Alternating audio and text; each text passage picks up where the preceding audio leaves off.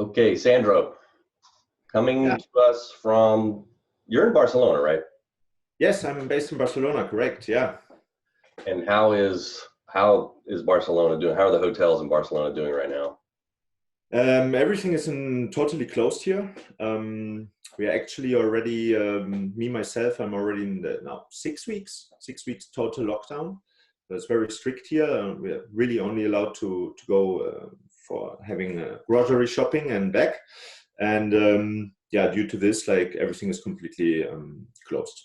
There is there's a state of alarm, so the government is using some hotel properties to extend the hospital facilities, but that's it. And for the moment, I'm thinking about reopening from mid of May, but there's many discussions at the moment, and there's quite a big fear, reasonable fear, that hotels in Spain won't open this summer. Yeah, yeah. Yeah, and the states are trying to open up now, basically. We'll see how that goes. I mean, Anyway, as you maybe have seen in the news as well, like Spain also got hit pretty hard, like Italy. So there's other countries here like Germany which are managing the situation quite well, and the loosening up will be probably smoother there also when you consider restaurants and hotels. But here in Spain, it will definitely take longer. right, right.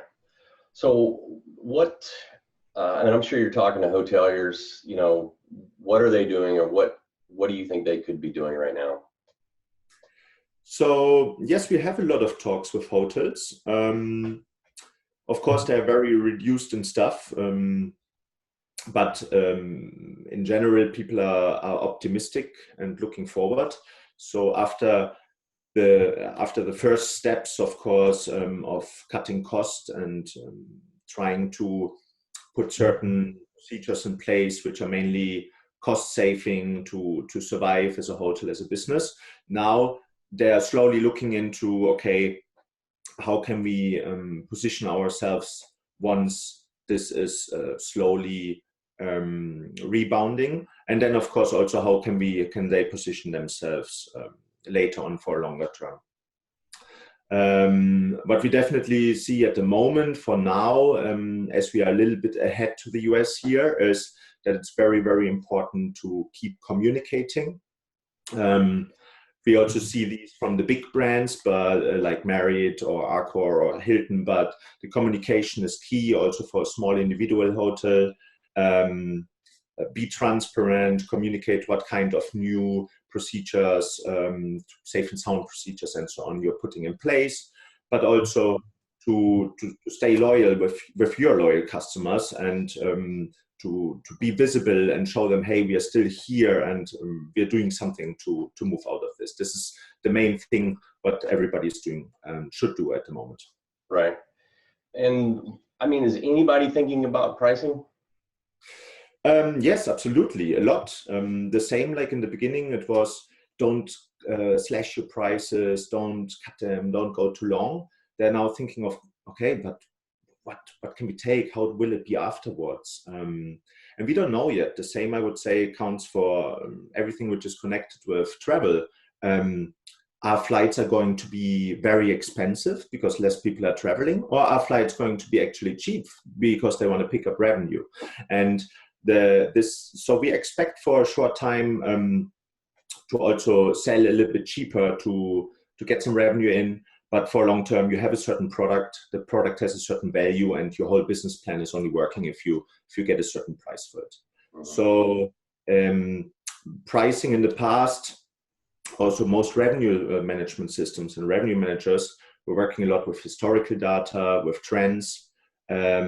This is something where now we see, okay, this will be completely different. We don't know how. We know that there will be hospitality and the hotel industry will be existing and will be important, and people will travel, and corporate travel and leisure travel will bounce back, but it will look different, definitely. Are any of the systems capable of this new normal? I mean, since they traditionally look at the past, well, that's all been disrupted. So what can hoteliers expect from their systems, the revenue management systems moving forward?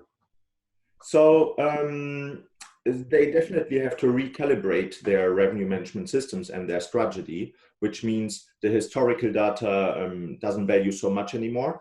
Also, if you look at the pickup terms, we expect to have much shorter booking windows. So people also for business will book shortly in advance. They want to have very loose cancellation policies or rebooking policies. That's going to be very important. So you have to consider this. This is part of your pricing strategy. And yes, you're right, with most revenue management systems used at the moment out there, not all, but most, having algorithms which are also based on a lot of historical data. And if the demand would go down, a lot of revenue management systems tend to offer a lower price. So here we are back at the question from before. At a certain price, you don't want to go lower to protect your brand or your product.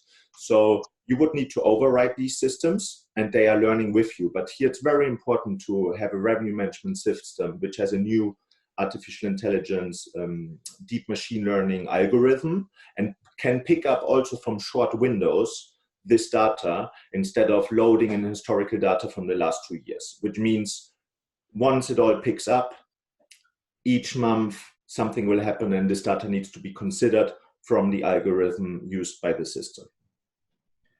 Are you seeing in Europe, in Spain, are you seeing revenue managers have lost their jobs out on the street? I mean, are hotels going to struggle to bring in that skill set moving forward to actually help with the optimizing the pricing and everything?